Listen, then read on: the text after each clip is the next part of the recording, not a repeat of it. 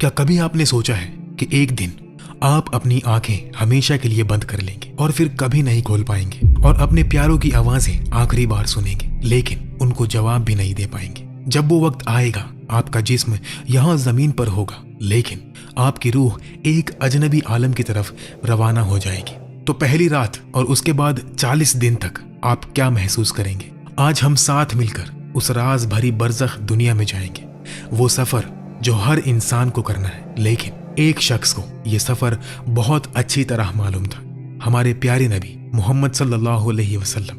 تو آئیے شروع کرتے ہیں۔ ہمارے نبی صلی اللہ علیہ وسلم نے فرمایا، ہر روح کو موت کا مزہ چکھنا ہے۔ اب وہ وقت آ گیا ہے جسے تم سالوں سے ٹلا آتے تھے، جسے تم سمجھتے تھے کہ کبھی نہیں آئے گا۔ آخری سانس، زبان بول نہیں سکتی، آنکھیں ایک جگہ جم جاتی ہے، دل ایک بار دھڑکتا ہے اور پھر رک جاتا ہے، پیروں سے ٹھنڈک شروع ہوتی ہے اور پورا بدن ٹھنڈا پڑ جاتا ہے۔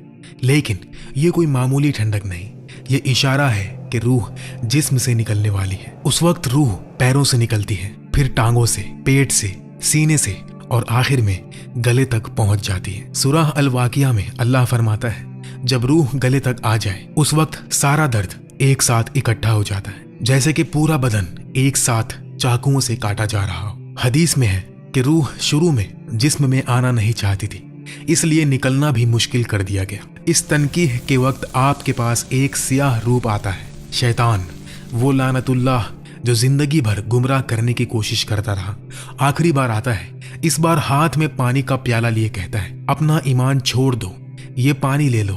اس وقت ساری زندگی فلم کی طرح آنکھوں کے سامنے گزر جاتی ہے، نمازیں، گناہ، آنسو، غفلت، توبہ سب یاد آتا ہے۔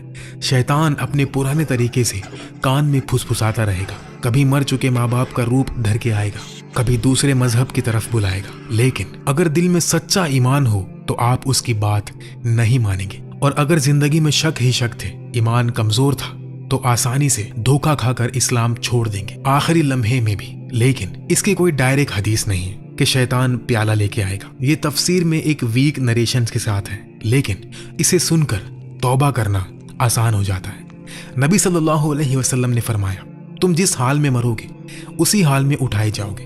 جو ایمان کے ساتھ زندگی گزارے گا اس کا آخری لفظ لا الہ الا اللہ ہوگا۔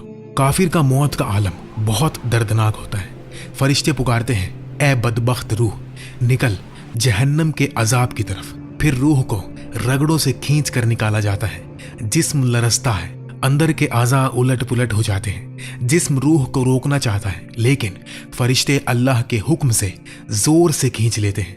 اب توبہ کا وقت نہیں، ایمان لانے کا وقت نہیں۔ نبی صلی اللہ علیہ وسلم نے فرمایا، مومن کی روح ایسے نکلتی ہے جیسے پانی مٹکا سے بہتا ہے، بالکل آسانی سے۔ کافر کی روح ایسے نکلتی ہے جیسے گیلی اون سے کانٹے والا دار نکالا جائے، رگیں، نسیں سب ٹوٹ جاتی ہیں۔ کافر کی روح اسرائیل علیہ السلام لیتے ہیں، پھر دوسرے فرشتے اسے ایک کھردرے کپڑے میں لپیٹ دیتے ہیں جس سے دنیا کی سب سے بدتر بو آتی ہے۔ جب وہ روح کو لے کر آسمان کی طرف لے جاتے ہیں، ہر فرشتے کے جھنڈ سے گزرتے ہیں تو وہ پوچھتے ہیں، یہ کس کی گندی روح ہے؟ جواب ملتا ہے، اس انسان کے سب سے برے نام سے۔ پہلے آسمان پر پہنچ کر دروازہ کھلوانے کی درخواست کرتے ہیں، دروازہ نہیں کھلتا۔ پھر اللہ کا حکم آتا ہے، اس کا نام سجین میں لکھو، زمین کے سب سے نیچے۔ پھر روح کو اونچائی سے پھینک دیا جاتا ہے، لیکن مومن کے ساتھ الٹا ہوتا ہے۔ فرشتے نورانی روپ میں آتے ہیں، چہرے چمکدار، باتیں مہربانی سے بھری، کہتے ہیں، اے پاک روح، نکل اپنے رب کی رحمت اور مغفرت کی طرف۔ روح کو ریشم میں لپیٹا جاتا ہے، خوشبودار کیا جاتا ہے۔ جب آسمانوں سے گزرتے ہیں تو ہر فرشتہ پوچھتا ہے، یہ کس کی خوشبودار روح ہے؟ اس کے دنیا کے سب سے اچھے نام اور صفتیں بتائی جاتی ہیں۔ 7ویں آسمان تک ہر دروازہ کھل جاتا ہے۔ اللہ فرماتا ہے، میرے بندے کا نام علیین میں لکھو۔ پھر حکم ہوتا ہے، اسے زمین پر واپس کر دو، میں نے وہاں سے بنایا تھا، وہاں لوٹانا ہے، وہاں سے دوبارہ اٹھانا ہے۔ موت کے بعد جسم زمین پر رہتا ہے، غسل دیا جاتا ہے۔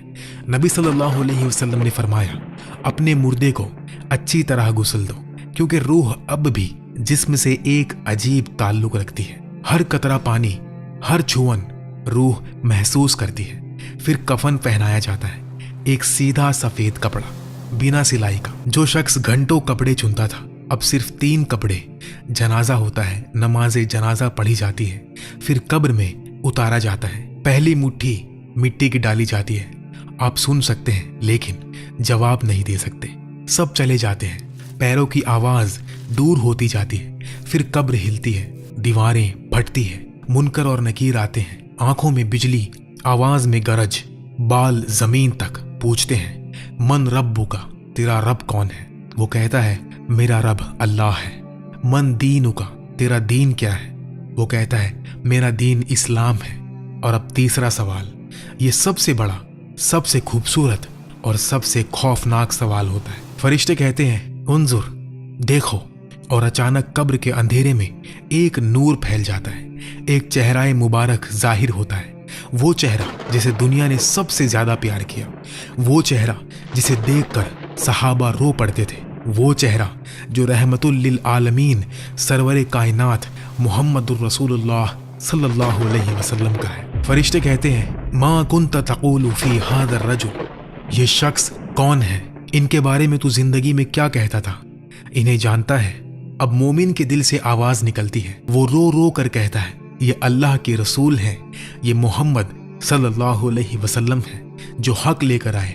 मैंने इनकी बात मानी, इनकी सुन्नत पर चला, इनसे मोहब्बत की, इनके लिए जिंदगी गुजारी। अशहदु अन्ना मुहम्मदुर रसूलुल्लाह, बस यही कलमा जो दुनिया में पढ़ा था अब कब्र में काम आ गया। और अगर कोई मुनाफिक या बेदीन होगा, वो हाथ मलता रहेगा, हाँ मुझे नहीं पता, लोग जो कहते थे मैं वही कहता था। और जवाब सही तो एक नूरानी शख्स आता है और कहता है, मैं तेरे नेक अमाल हूं, तेरी नमाजें, रोजा, सजदे, आंसू, मैं यौमुल क़ियामह तक तेरे साथ रहूंगा।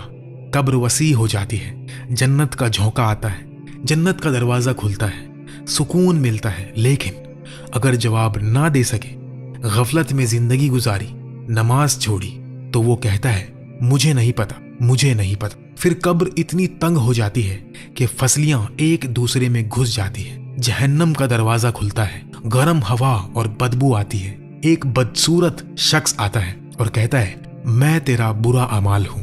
फिर 99 जहरीले सांप भेजे जाते हैं जो कयामत तक काटते रहते हैं। नबी सल्लल्लाहु अलैहि वसल्लम ने फरमाया, अगर एक सांप का जहर जमीन पर गिर जाए तो कयामत तक वो जमीन पर कुछ भी ना होगे।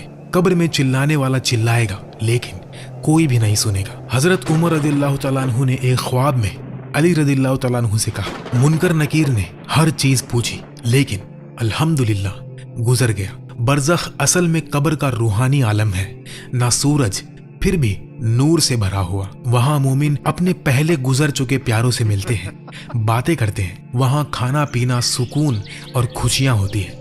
जन्नत के शहीद अपने रूह को हरे परिंदों पर सवार करके जन्नत में घूमते हैं और कभी कभी वो अपने जिंदा प्यारों से ख्वाबों में मिलने भी आते हैं। ये ख्वाब बहुत जगह सुनने मिलता है लेकिन ये सीधा किसी हदीस में नहीं बताया गया। ये एक वीक रिवायत है, ये अत-तफसीर में लिखा है लेकिन सही नहीं है। तो जब आप अपने किसी करीबी की कब्र पर दुआ करते हैं और एक परिंदा गा उठता है तो हो सकता है कि वो उनकी रूह हो जो आपको सलाम करने आई हो। एक रिवायत में एक शख्स ने रसूलुल्लाह सल्लल्लाहु अलैहि वसल्लम से पूछा, या रसूल अल्लाह, क्या मरने वालों को एक दूसरे की पहचान होती है? आप सल्लल्लाहु अलैहि वसल्लम ने फरमाया, हाँ, वो एक दूसरे को पहचानते हैं जैसे एक ही डाली पर बैठे परिंदे एक दूसरे को पहचानते हैं। तो हाँ, हमारे अपने हमें हमेशा के लिए नहीं छोड़ते, वो बस अपनी कब्रों में हमारा इंतजार कर रहे होते हैं।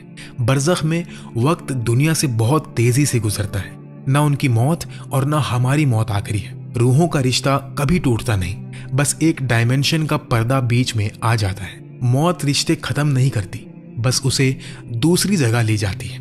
जिनको अल्लाह इजाजत देता है वो कभी कभी दुनिया में भी जाहिर हो सकते हैं, नेक रूप में चलते फिरते दिखाई देते हैं। नबी सल्लल्लाहु अलैहि वसल्लम के जमाने में बनु सलीम कबीले के एक जवान मर गया। उसकी माँ बहुत रोई और नबी सल्लल्लाहु अलैहि वसल्लम के पास आई और बोली, या रसूल अल्लाह, हमारे कबीले में एक के बाद एक लोग मर रहे हैं, क्या मैं अपने बेटे बिश को सलाम भेज सकती हूँ? आप सल्लल्लाहु अलैहि वसल्लम ने फरमाया, हाँ, भेज सकती हूँ, कसम उस जात की जिसके हाथ में मेरी जान है। मरने वाले एक दूसरे को पहचानते हैं और मिलते हैं, जैसा एक ही शाख पर बैठे परिंदे मिलते हैं। उस दिन के बाद जब भी बनु सलीम में कोई मरने के करीब होता, उसके घर वाले कहते, जब तुम बिश से मिलो तो उसे मेरा सलाम कहना। तो जो अपनों को खो चुके हो उनके लिए याद रखो, तुम ट्रेन स्टेशन पर खड़े हो, तुम्हारा प्यारा बस एक स्टेशन आगे चला गया है, वहां नेटवर्क नहीं है, इसलिए बात नहीं हो सकती, बस इतनी सी बात है, लेकिन वो तुम्हारा इंतजार कर रहे हैं इंशाअल्लाह, और तुमसे अब भी जुदा नहीं हुए।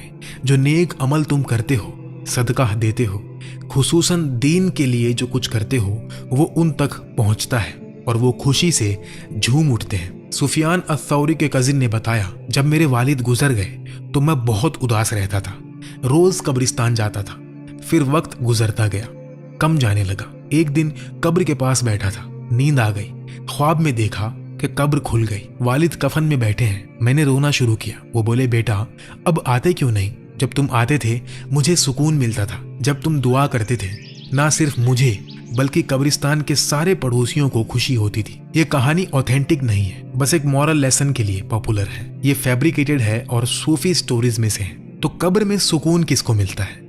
रसूलुल्लाह सल्लल्लाहु अलैहि वसल्लम ने फरमाया, शहीद के लिए अल्लाह के पास 6 इनाम हैं। गुनाह माफ, जन्नत दिखा दी जाती है, कब्र के अजाब से बचाया जाता है, कयामत के खौफ से महफूज रखा जाता है, सर पर वकार का ताज पहनाया जाता है, एक याकूत दुनिया से भी बेहतर दिया जाता है, और 72 हूरें और 70 रिश्तेदारों की शिफाअत दी जाती है। एक और हदीस में फरमाया, हर शख्स का नामे अमाल मौत के बाद बंद हो जाता है, सिवाय उसके जिसका दिल अल्लाह की राह में लगा रहा। उसके अमल कयामत तक बढ़ते रहते हैं और कब्र के फितने से बचा लिया जाता है।